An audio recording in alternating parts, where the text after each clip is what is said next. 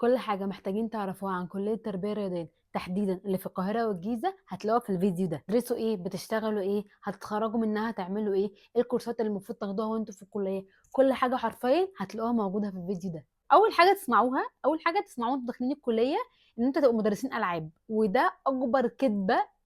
انتوا ممكن تصدقوها في الكلية بجد بجد، لان الكلية فيها شغل وحاجات كتير جدا جدا جدا تقدروا تستفيدوا منها، غير ان انتوا تكونوا مدرسين بي اي، ودي اكتر حاجه تقريبا انا كنت اكرهها في الكليه بجد. هلو من نص الدنيا الحلو.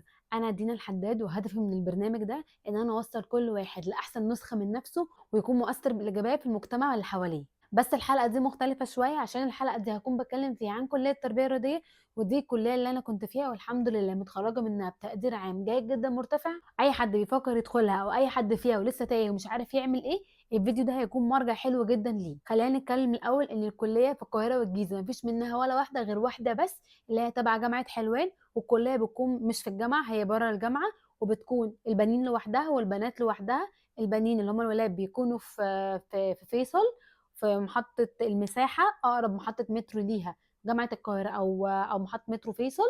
والبنات بتكون في الزمالك، اقرب محطه مترو ليها الاوبرا او السادات، وبتكون قدام برج القاهره بالظبط او النادي الاهلي. ده بالنسبه لموقع الكليه. المحافظات موجود في كل المحافظات تقريبا، بس حقيقي انا مش عارفه اي تفاصيل عنها. كل اللي انا اعرفه ان بيكون المجموع بتاعها بيكون في التنسيق اقل شويه من بتاعه حلوان. طيب التقدير العام بتاع حلوان المفروض عشان نخشها من ثانويه عامه، هي مش بتقبل اي حاجه غير من ثانويه عامه، بتكون في الستينات تقريبا، من اول 62 63 تقريبا. انا مش عارفه برضو، اتاكدوا من التنزيل لان كل سنه بيختلف، بس اللي انا عارفاه ان هو بيكون من الستينات، سواء بنين او بنات.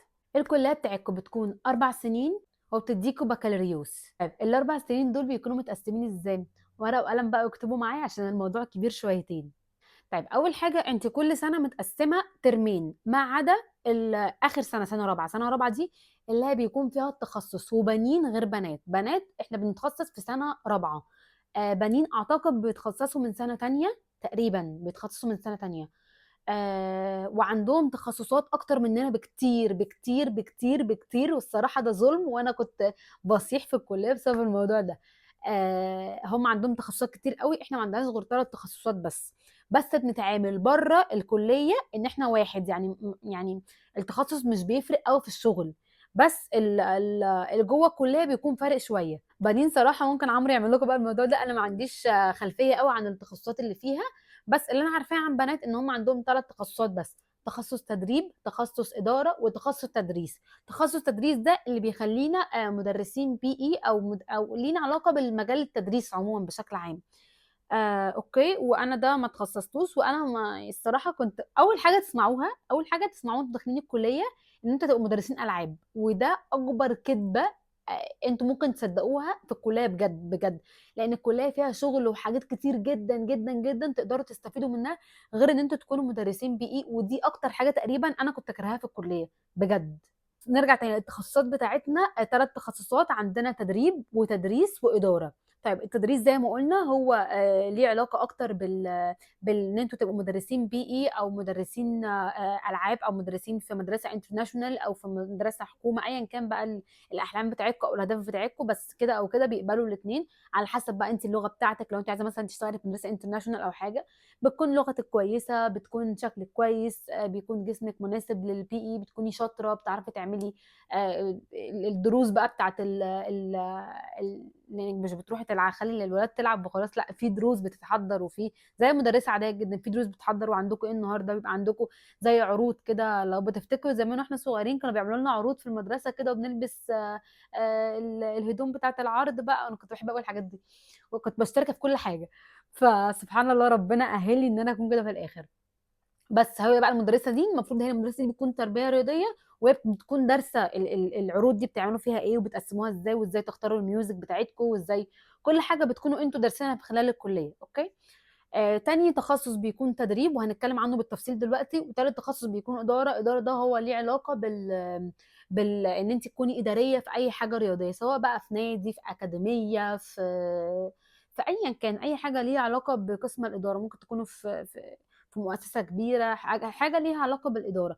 بس عايزه اقول لكم لما بنتخرج بنكون كلنا زي بعض. يعني التخصص ده بيفرق معاكي بس في اخر سنه، انت عايزه تدرسي ايه، عايزه تجيبي مجموع شويه في ايه. لكن لما بنتخرج كلنا في الاخر تربيه رياضيه، ومش بيفرق، محدش بيجي يقول لك انت كنت تخصص ايه في الكليه. لا، انت كده كده الثلاث سنين كلنا بندرس زي بعض، الفرق بس هو السنه الرابعه انت بتتخصصي فيها ايه. عايزه اقول لكم ان الكليه التقدير بتاعك بيكون تراكمي، ما بيكونش كل سنه لوحدها. يعني انت جبتي مثلا سنه مقبول، سنه جيد جدا، سنه امتياز، ما بتجيبيش في كل السنين في الاخر امتياز، بتجيبي بيجمعوا كل الدرجات، وفي الاخر بيكون تقديرك مثلا لو انت جايبه مثلا تقديرات مختلفه، مثلا بيكون في الاخر مقبول او جيد جدا او امتياز، على حسب بقى انت كنت المجموع التوتال في الاخر بيساوي كام، فبناء عليه التقدير العام بتاعك هيكون ايه. طيب خلينا نتكلم على اول 3 سنين بقى. اول 3 سنين دول بيكونوا متقسمين، كل سنه فيهم متقسمه ترمين، ترم اول وترم تاني. الترم الاول او الترم التاني مش فارقه بقى، بس في ترم فيهم بتدرسي حاجه اسمها ملاعب، والترم التاني تدرسي حاجه اسمها صالات. الملاعب دي بيكون بتدرسي تقريبا كل الحاجات اللي ليها علاقه بالملاعب، كل الالعاب اللي ينفع تلعبيها في ملعب، الهاند بول، كره اليد، كره السله، الكره الطايره، الفولي، العاب القوه، الهوكي، التنس سواء الارضي او الطاوله، السبيد بول، كره السرعه. كل الحاجات دي بتدرسيها اكنك لاعبه بالظبط. بس الهدف من الدراسه ان انت تبقي عارفه تبقي ازاي مدربه، او تبقي عارفه ازاي تدرسي اللعبه دي. بس انت بتعملي كل حاجه، يعني انت بتبقي بتلعبي اللعبه، بتعرفي ازاي تلعبي ماتش، ازاي الاحكام بتاعه الماتش دي، الماتش كام دقيقه، بتدرسي فيه كل حاجه، كل حاجه في الماتش، كل حاجه في الملعب، قياسات الملعب قد ايه، ايه المفروض اللاعب يعمله، اللاعب يعمل ايه لو خد طرد، اللاعب يتحاسب ازاي لو خد انذار، ايه الماتش بيبقى مدته قد ايه، متقسم ازاي. كل حاجه ليها علاقه بالملاعب انت تدرسيها. بس مش البنات زي الولاد. يعني الولاد عندهم كرة فوتبول، البنات ما عندناش فوتبول في الكلية. الولاد عندهم تقريبا، الولاد ما عندهمش كرة فولي تقريبا، في حاجة عندهم مش عندنا، يعني حاجة عندهم مش عندنا، وحاجة عندنا مش عندهم. بس ان جنرال يعني معظم المواد زي بعض، بس باختلاف بقى ان انت ولد، ان هو ولد وانت بنت يعني. بس ده بالنسبه لترم الملاعب. بالنسبه لترم الصالات، الترم ده بيبقى اصعب شويه، لانه بيبقى فيه سباحه، وبيكون فيه باليه وجمباز، بيكون فيه كاراتيه وجودو وسلاح شيش، اللي هو السلاح اللي هو عامل زي السيف ده اللي بتقعدي بقى تعملي بيه، كده، هو ده. كل المواد اللي انتوا قلتوها، اللي انا قلتها دي، سواء في الترم الاول او في الترم الثاني، بتدرسي العملي بتاعها وبتدرسي نظري منها. يعني بيكون في ماده عملي، وفي بتكون نفس الماده بس ماده نظري بتاعها. وبيكون بقى في مواد فوق كل ده، في مواد نظريه بس ما لهاش اي عملي. المواد النظريه دي زي ايه؟ زي تشريح، فسيولوجي، تدريب رياضي، بيكون في بايو ميكانيك، في علم نفس، وفي عربي وانجليش، وفي ايه تاني، اختبارات ومقاييس، وبيكون في صحة عامة تقريبا. في مواد كتير قوي، ممكن انا ناسيه مواد منها كتير، بس بيكون في مواد كتير قوي نظريه.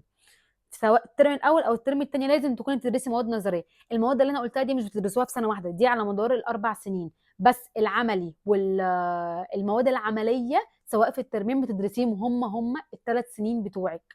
يعني بتدرسي كل سنه سباحه، بتدرسي كل سنه كره سله، بتدرسي كل سنه هاند بول، بتدرسي كل سنه هوكي، بتدرسي مش هوكي، بتدرسي كل سنه باليه وجمباز. بس بتدرج بقى، انت كل سنه بتاخدي حاجه اصعب من السنه اللي قبلها. ده لمده ال3 سنين بتوعكم. تحس ان الموضوع صعب؟ الموضوع فعلا صعب، مش سهل. الكليه فيها حاجات كتير قوي صعبه، مش زي اي كليه ابدا هتخشوها، خالص خالص خالص خالص. بس خلونا دلوقتي نتكلم بقى عن عيوب الكليه ومميزات الكليه كده. لو محتاجين اي حاجه في المواد، او محتاجين اي حاجه تسالوا مثلا بتدرسوا ايه تاني او انا ما قلتوش، او مثلا في سؤال انا في دماغكم انا ما قلتوش، اكتبوا لي في الكومنت وهرد عليكم. طيب نيجي بقى للمميزات والعيوب بتاعه الكليه. تعالوا نتكلم الاول ايه على العيوب، وبعدين نتكلم على الحاجات الحلوه. طيب إيه العيوب بتاعه الكليه؟ ان الكليه بتعاملنا شويه ان احنا في الجيش، حقيقي قولا واحدا. المعامله شويه بتكون ميري، اي مجتمع كمان فيه بنات بس او ولاد بس، تحس ان في نفسنا شويه، بالذات البنات. حتى يعني كل الحاجات اللي حواليك، سواء بقى دكاتره سواء معيدين سواء طلاب، تحسوا دايما ان في ايه نفسنا شويه من بعض. بالنسبة بقى للطلبة بيكون مفيش ميك اب كتير، بيكون مفيش ضوافر، بيكون انتي ما ينفعش تضحكي بصوت عالي، ما ينفعش الموضوع ميري شوية يا جماعة. حتى تبقي فاكة شعرك في المحاضرة لازم تكوني لما شعرك، حتى لو شعرك قصير بتتصرفي وتكوني لما عشان ما تستفزيش الدكاترة، وتهتمي بنفسك شويتين بقى ولبس ومش عارفة ايه وبميك اب. الموضوع ده هيكون مستفز شوية في الكلية، فايه بنحاول نقلله على قد ما نقدر. بقى حاجة بجد انا كنت بكرهها بالذات في ترم الصالات، ان كل محاضرة من دول ليها لبسها، وده تقريبا السبب الرئيسي اللي مخليهم يفصلوا بنات عن بنين، لان كل محاضرة ليها لبسها. كل محاضرة انت بتقلعي وبتلبسي لبس المحاضرة. يعني السباحة ليها المايو بتاعها، الجمباز ليه المايو برضو بتاعه، ال ال الكاراتيه او السلاح ليهم البدل بتاعتهم، كل واحد ليه بدلة. الجودو ليها البدلة بتاعتها برضو. كل محاضرة من دي ليها بدلة. كنت اوحش حاجة بكرهها بقى ان انت المفروض مثلا يبقى الصبح اول مثلا اليوم عندك محاضره سباحه، فالسباحه بقى الميه بتهمد الجسم قوي، بعدها المفروض يكون عندك محاضره باليه، فانت المفروض تكوني بقى شاده نفسك وشاده جسمك طول المحاضره، فانت واقفه على ترتيب صوابعك حرفيا طول المحاضره. المحاضره اللي بعدها ممكن يكون عندك كاراتيه، فانت مطلوب منك ان انت يكون عندك باور وانرجي، ان انت تكوني بتضربي اللكمه صح ورجلك بتحركيها صح عشان تدي في المحاضره، عشان الدكتور تكون مبسوطه منك. فدي كنت اكتر حاجه بكرهها بجد، ان مفيش بالانس في المحاضرات. انا ازاي يكون جسمي سايب واطلع المفروض ابقى شاده نفسي قوي ومفروده في طول محاضره الباليه، وبعدين يكون عندي كاراتيه فاقعد اضرب مش عارفه ايه فهيكون عندي باور. فالموضوع الصراحه بيبقى رخم، وبيكون بين كل محاضره ومحاضره مش وقت كبير، يا دوب بس انت الوقت بتاع ان انتوا تغيروا فيه لبسكم مش اكتر من كده. او مثلا بيكون مثلا عندكم بريك تقريبا نص ساعه او ساعه في اليوم بين مثلا اول محاضرتين وتاني محاضرتين، بيكون عندك ساعه دي اللي بتاكلي فيها. دي كنت اكتر حاجه بكرهها في الكليه بجد، ان المحاضرات ما كانتش محطوطه بشكل تخلينا قادرين. ما اعرفش دي ميزه ولا عيب، بس انا كنت بشوفها من وجهه نظري عيب رخم قوي. الملاعب انت بيكون ليكي لبس، انت طول يعني الكليه ليها يونيفورم، انت مش بتروحي بلبسك العادي بس بتغيري بقى في الكليه. ليكي لوكرز في الكليه بتقفليه، بس خدوا بالكم ان السرقه كتير جدا جدا جدا جدا جدا جدا جدا، وما اعتقدش ان في حد دخل الكليه وما اتسرقش. اعتقدش. مش بعيب في الكليه بتاعتي والله خالص، بس تقريبا هو زي اي حته، اي حته بتغيري وبتحطي حاجتك، بتسيبي شنطتك بعيده عنك مش عارفه ايه. اكيد في كل حته فيها ناس كويسه وناس مش كويسه، بس بيحصل سرقه كتير جدا. فخدي بالك قوي من حاجتك، خدي بالك قوي من موبايلك من فلوسك، اي حاجه واخداها مهمه حاولي تسيبيها في البيت. ما تحطيش حاجه في اللوكر وتسيبيها، لان اللوكرز بتتفتح. مش بتكلم على الكليه ككليه، بس برضو البنات او الولاد ايا كان في محاولات سرقه كتير قوي بتحصل في الكليه. بالنسبه للملاعب بيكون برضو عندكم يونيفورم، اليونيفورم بتاعكم بيكون تقريبا بنطلون اسود وتي شيرت ابيض، او انتوا بتبقوا متقسمين جروبس قبل ما تخشوا الكليه. يعني من اول سنه اولى بيتغير الجروبس بتاعتكم، بس كل جروب بيبقى على حسب الحروف الابجديه، مثلا من حرف مثلا الف لحرف مثلا ب. انتوا متقسمين جروب مثلا حوالي 20 بنت 25 بنت. الجروب ده مثلا بيتفق مع مثلا مع بعض الدكتور احنا هنلبس مثلا تي شيرت بينك، هنلبس تي شيرت ازرق، هنلبس تي شيرت مش عارفه ايه. فعادي بتغيروا التيشيرت، بس ان جنرال بيكون تيشيرت ابيض وبنطلون اسود، ده المتعارف عليه في الكليه عندنا تحديدا في الملاعب. فدي كده دست التيشيرتات بيضاء ودست بنطلونات سوداء عشان ايه تكملي بقيه الاربع سنين بتوعك. طيب خلاص احنا بهدلنا الكليه. نحاول بقى نتكلم على الجزء الحلو، وفي الاخر هنتكلم على المجالات بتاعت الشغل بتاعتها. طيب الجزء الحلو من الكليه ان الكليه زي الجيش كده بالظبط زي ما قلت لكم، بتربي شخصيه قياديه عندكم، بتحسسكم ان انتوا في شخصيه قياديه كده، بتقدروا تليدوا. انتوا تحتيكوا طول الوقت في جروب تحتيكوا، انتوا اللي بتحركوه، انتوا اللي بتجيبوه، انتوا اللي بتودوه، انتوا اللي بتوجهوه طول الوقت. فبتربي عندكم حته القياده، فانتوا لو اصلا شخصيه قياديه هتنجحوا قوي في الكليه. فيها حاجه حلوه افتكرتها دلوقتي بمناسبه القياده، بيعملوا لكم في سنه ثالثه تقريبا اللي هو في اجازه سنه ثالثه. في حاجه اسمها معسكر تدريب. معسكر التدريب ده بيبقى لذيذ قوي يا جماعه، قوي قوي قوي. بتعملوا كده، بتروحوا الكليه وبتعملوا زي كامب كده. يعني بتعرفوا بقى الخيم بتتعمل ازاي لو انتوا بقى طالعين معسكرات. يعني هي بتهيئكم ان انتوا لو طالعين معسكرات تتصرفوا ازاي، ازاي تولعوا النار من الخشب، ازاي تطبخوا على اللي بتجيبوا بقى معاكم بقى حلل واكل، وهم بيوفروا لكم بقى حلل. بيوفروا لكم كل جروب بيبقى ليه آه، عدد مثلا رز مكرونه مش عارفه ايه الحاجات دي، وازاي تطلعوا منهم اكتر من صنف. وبتعملوا بقى بيبقى يوم الصراحه الفايب مش بيبقى يوم واحد، بيبقى اكتر من يوم. بتبقى الفايبس بتاعته حلوة جدًا، جدًا، بيبقى تجديرة شوية بتحسّوا إن هو رخم، بس بجد من أحسن الحاجات اللي في الكلية موضوع المعسكر ده، بتحسّوا كده إن أنتم في كامب كده والvibes لذيذة، بس ما بتبقاش لذيذة أوي زي ما أنتم متخيلين، بس يعني بقى إن أنتم تهزروا بقى وتضحكوا وتعملوا بقى في الآخر أكلة تقعدوا بقى تاكلوه بقى إن كان بقى وِحِش حلو بيتاكل عادي جدًا، والدكاترة بيبقوا إلى حدٍ ما لُذاذ، الموضوع بيبقى لذيذ صراحة أوي، تلبسوا بقى لبس اللي هو الكشافة ده والحاجات اللي هي الهنا الحمرا دي وتلبسوا بقى وتقعدوا بقى تحفظوا الأناشيد بتاعة أنا كشافة مش عارفة إيه، أنا إيه، مش حاجات بقى كده. وساعات بييجي لكم زيارة برضه في المعسكر ده بقى من رئيس جامعة حلوان أو اللي هو نائب الرئيس اللي هو تحت رئيس الجامعة. فالمعسكر ده بيبقى لذيذ أوي الصراحة. طيب نرجع بقى للجانب الحلو اللي في الكلية غير المعسكر. الكلية مجالات شغلنا كتير جدًا، جدًا، جدًا، جدًا، جدًا فوق ما تتخيلوا هنتكلم فيها دلوقتي. لو عايزين تسافروا بيبقى السفر متاح لينا كتير أوي بالذات للبنات. الكلية مميزاتها برضه إن آخر محاضرة فيها بتكون الساعة 14:00 وأنا ما أعتقدش إني حضرت محاضرة كانت بدايتها الساعة 14:00 ممكن تخلص الساعة 14:00 لكن بدايتها بتكون قبل كده. فأنتِ بيبقى بعد الكلية تقدري تشتغلي أو تقدري يبقى في يوم بقى أنتِ قادرة تعملي فيه حاجة. حتى بعد ما الحاجات كل اللي أنتِ عملتيه ده بيبقى عندِك طاقة، ربنا بيكون مدّيكِ طاقة قادرة تعملي بيها والله أكتر من حاجة. في كورسات بتبقى بعد في الكلية، بيبقى في أكاديميات جاية من برّه الكلية بتدّيكِ كورسات جوّه الكلية، بتكون بدايتها بقى من بعد الساعة 14:00 بيكون بقى في كورسات ومحاضرات تقدري بقى تستفيدي منها، ودي من الحاجات الحلوة جدًا، جدًا، جدًا، جدًا في الكلية، إن الكلية بتوفّر لِك كورسات بتكون مدعّمة شوية، ما بتكونش تبع الكلية، بتكون أكاديمية من برّه الكلية، بس بتدّي كورسات جوّه الكلية. فبتكون حلوة أوي تقدروا تاخدوها، أكتر الحاجات تقدروا تشتغلوها من وأنتم في الكلية مدربين سباحة ومدربين جمباز و مدربين في gym، ال3 حاجات دول من أسهل الحاجات اللي تقدروا تشتغلوها وأنتم في الكلية، بتاخدوا لها كورسات أو بتاخدوا لها كورسات. الجمباز أعتقد ما بتاخدوش كورسات بتنزلوا تدريب على طول. السباحة بتكونوا واخدين كورس إنقاذ أو كورس تدريب اللي هو إعداد مدرب سباحة تقريبًا اسمها كده. أنا كنت واخدة إنقاذ، فأنا عارفة بتاخدوا إنقاذ الأول، لازم تاخدوا إنقاذ الأول. في الكلية عندنا دكاترة بتدّيه، وفي برّه الكلية دكاترة بتدّيه برضه، بيكون أهم حاجة يكون بس موثوق من الاتحاد المصري للغوص والإنقاذ.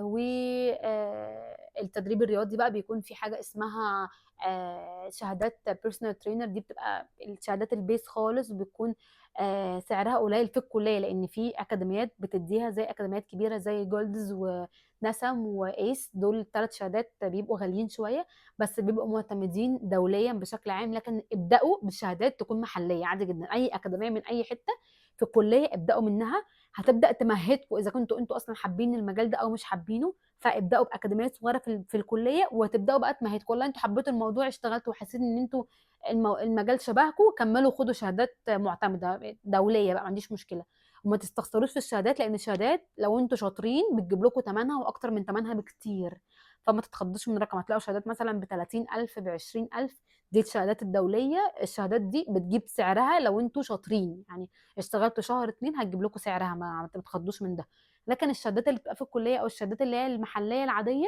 بيكون طبعًا سعرها أقل من كده بكتير، بس بتكون أضعف بس يعني تمشّيكم لو أنتم شغالين في جيمات يعني جيمات local brand أو كده مش brand كبير. الشغل في الأماكن الصغيرة بيدّيكم خبرة عشان تروحوا تشتغلوا في الأماكن الكبيرة، يعني ابدأوا الأول بمكان صغير واحدة، واحدة طوّروا نفسكم وروحوا لأماكن أكبر من كده، أكبر من الأماكن الصغيرة اللي أنتم كنتم شغالين فيها. نتكلم على مجال الشغل شوية زي ما أنا قُلت لكم تقدروا تشتغلوا ال3 حاجات دي وأنتم بتدرسوا، ممكن تشتغلوا حاجات أكتر من كده على فكرة بكتير، بس يعني دي الحاجات المُتعارف عليها أو هتلاقوا أكتر ناس شغالة في الكلية هي الحاجات دي الناس اللي بتكون شغالة فيها.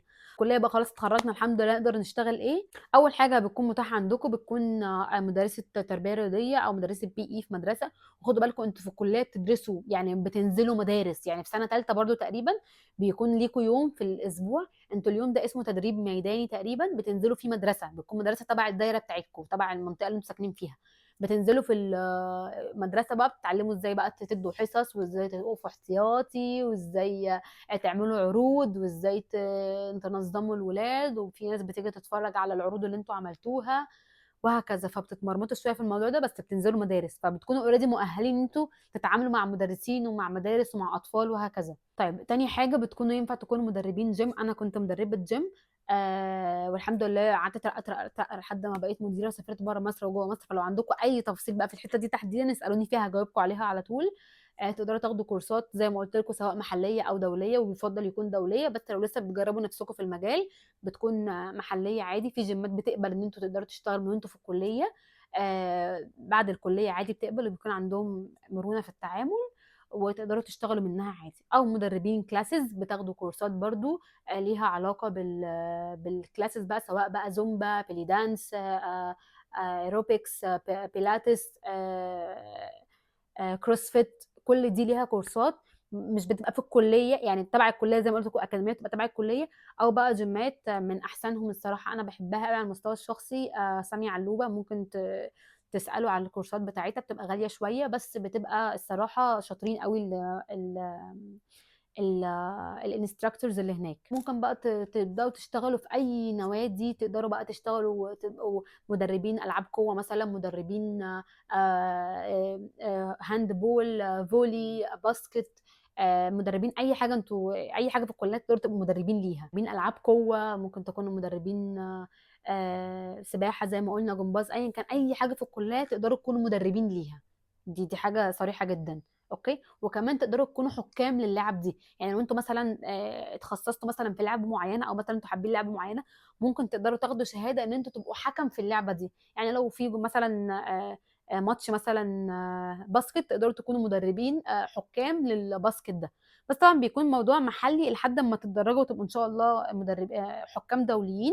بس انا بتكلم في الحاجات اللي تقدروا تشتغلوها اول ما تتخرجوا على طول. ممكن تبقوا حكام عادي جدا سواء ولد او بنت. ممكن تكونوا محللين او اعلاميين، يعني ممكن تكونوا حد ليه علاقه بالاعلام الرياضي، سواء بقى مذيعه، محلله، ايا كان. وده ليه كورسات في الكليه برضو عندنا، او بره الكليه بيبقى ليهم كورسات عادي. ممكن تكونوا اعلاميين لو انتوا بتحبوا بقى الكاميرا والحاجات دي، ممكن تكونوا اعلاميين رياضيين، او تكونوا بتعلقوا تعليق صوتي والحاجات دي. تكونوا مرشد نفسي او اخصائي نفسي رياضي، يعني زي حاجه كده زي دكتور نفسي بس بيبقى مرشد نفسي رياضي. او ممكن يعني كل حاجه يا جماعه، كل حاجه بقولها هو فيها اجتهاد. يعني الكليه مش هتطلعكم الحاجه دي بالظبط، انتوا لازم تجتهدوا ولازم تتعبوا شويه على نفسكم. كل الحاجات اللي قلتها دي ممكن تبقى من الكليه عادي، بس هتكونوا عاديين، غير لما تاخدوا كورس، غير لما تاخدوا ورك شوب، غير لما تاخدوا دبلومه مثلا في حاجه معينه. فكل الحاجات اللي انا بقولها دي ليها كورسات، ليها دبلومه، ليها حاجات محليه وليها حاجات دوليه، ليها حاجات بتكون موثقه، وليها حاجات مش موثقه بتكون اقل في السعر شويه. فانا ما عنديش مشكله تاخدوا موثق او مش موثق، غير ان انتوا تستفيدوا. والله انا بجرب نفسي في حاجه، فمش لازم ادفع حاجه في رقم كبير قوي في حاجه انا مش عارفه انا هكمل فيها ولا لا. انا عايزه اكون مثلا اخصائي نفسي، ما فيش مشكله هجرب مثلا كورس او حاجه تكون سعرها قليل شويه. والله الموضوع لو عجبني ممكن اعمل ماجستير، ممكن اعمل دكتوراه، ايا كان بقى. بس بسعى، انا بحاول، بشوف نفسي، بجرب نفسي في حاجه، باخد كورس، باخد ورك شوب، اخد فكره عن الموضوع. والله هنفع اوكي كملي، مش هنفع خلاص يبقى انت استفدتي وخلاص. وانتوا تكونوا اخصائي علاج طبيعي واصابات ملاعب. مش بقل من حد والله خالص، بس احنا بنكون شاطرين قوي في حته اصابات الملاعب دي اكتر من الدكاتره. الدكاتره بيكرهونا في الحته دي، بس انا والله مش بعيب في حد خالص. بس بحكم ان احنا بنبقى عارفين الاصابات، لان انتوا بتتصابوا في الكليه لازم تتصابوا في الكليه، فخلي بالكم من نفسكم. بنتصاب فبنبقى عارفين الاصابات المزمنه، بندرس الاصابات المزمنه لكل لعبه، بندرس كل حاجه، فبنبقى عارفين بالظبط ايه اللي بيحصل. بنبقى ممكن يكون حد متصاب اوريدي الاصابه دي، حد صاحبه اتصاب الاصابه دي، فانت عارف البروسيس اللي ماشي عليها. فبنبقى عندنا درايه كامله قوي بالحته دي.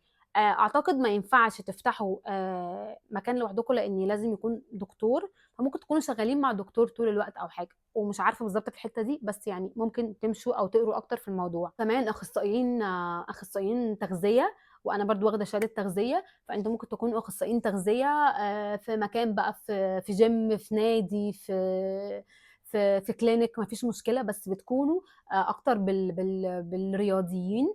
مش عايزين تبقوا رياضيين وعايزين تبقوا عاديين عادي برضو، ممكن تكونوا من الناس الطبيعيه العاديه، بس برضو لازم تكونوا واخدين كورس وكورس قوي. حاجه، انتوا ممكن تكونوا اداريين في نوادي، في اكاديميات، في اي حاجه ليها علاقه بالاداره في النوادي، او في اي حاجه انتوا ممكن تشتغلوا فيها عادي جدا. حتى لو مش متخصصين اداره عادي، ممكن تشتغلوا بدل انتوا تربيه رياضيه. لو انتوا حابين الاداريين تبقوا اداريين وقاعدين في مكتب ومش عارفه ايه، مالكوش دعوه بالفرهده دي، عادي ممكن تكونوا اداريين عادي جدا. برضو حاجه كمان، ممكن نكون معيدين او دكاتره في الكليه، بس لازم نكون شاطرين قوي قوي قوي قوي في حاجات تانية غير ان احنا نكون شاطرين. بس يعني ايه، يعني خلينا نقول ان احنا ايه، لازم نكون شاطرين وبنحب الدكاتره والدكاتره بنحبنا، وممكن نكون عارفين دكاتره والدكاتره قرايبنا والجو الجميل ده في اي كليه برضو عادي جدا. بس يعني ايه الموضوع في الكليه بتاعتنا لازم نكون شاطرين، نحب الدكاتره. وحاجه كمان نصيحه ليكم، لازم تكونوا اكتف في الكليه، مش بس شاطرين وبتذاكروا وخلاص، لان الكليه لازم تكونوا كده شاطرين كده، بتروحوا الدكاتره هنا الدكاتره بتحبكم، وبتروحوا هنا وبتروحوا هنا، وعارفين تكلموا الدكاتره دي، وبتطلعي للدكتوره وبتنزلي من الدكتوره، والدكتوره هتكلمك وحش فهتبلعي الموضوع وعادي مش هتتنرفزي والموضوع يبقى عادي، وبتكوني سبورت لاصحابك. وممكن برضو تكوني حاجه اسمها الليد او رئيسه الجروب بتاعك او رئيسه الشعبه بتاعتك. الموضوع ده بيخليكي اسهل تعرفي على الدكاتره، واسهل تكوني باينه اكتر للدكتوره، فبتبدا تديكي درجات اكتر، بتبدا تبقى لو انت عملتي حاجه غلط بتقدر تعديها لك. الموضوع الى حد ما بيكون لذيذ لو انت فيكي الحته دي. كليه لذيذه، كليه لذيذه، وبتعلمكم حاجات عمركم ما هتتعلموها بره، ان انكم تدرسوا كل الحاجات اللي انا بقولها لكم دي، وتلعبوا كل اللعب، وتتمرنوا كل التمارين اللي انا قلتها لكم دي مش في اي كليه في الدنيا غير الكليه بتاعتنا. كليه لذيذه وممتعه، ممتعه بجد. الحمد لله جبت فيها تقدير، كنت شطوره فيها والحمد لله جبت تقدير. ولو اتعب بيا الزمن ممكن اكون ما ادخلش الكليه، بس كنت هاخد نفس الحاجات او الكورسات بتاعه الكليه. ممكن تاخدوا الكورسات بتاعه الكليه لو انتوا مش في الكليه، على فكره عادي ممكن تاخدوها. حتى لو انتوا دخلتوا كليه تانية ممكن تروح عادي الكليه وبتاخدوا الكورسات اللي في الاكاديميات دي، او من بره الكليه الكورسات اللي في الاكاديميات دي بتاخدوها عادي، بتشتغلوا زيكم زينا. بس بتوع تربيه رياضيه بيكونوا مميزين سنه سنه. ما انت برضو ايا كان حتى خدتوا كورسات بقيتوا شاطرين قد الدنيا، مش هتبقوا زي اللي درسوا 4 سنين كليه. خلينا فير يعني، خلينا فير. الكليه بتعلمكم بتدوس عليكم، بس بجد بتطلعكم حقيقي عندكم شخصيه قياديه، حقيقي شاطرين، حقيقي مميزين. لو انتوا مجتهدين بتكونوا فعلا مميزين قدام الناس، وقدام في الجيمات بتاعتكم، قدام مديرين، قدامكم ناس، بتكونوا فعلا مميزين. ربنا معاكم يا رب، ويدخلكم الكليات اللي انتوا بتحلموا بيها. ولو عندكم اي سؤال في اي حاجه في الكليه اكتبوا لي في الكومنت او اكتبوا لي على الانستجرام. وانا بحبكم قوي وربنا يوفقكم يا رب.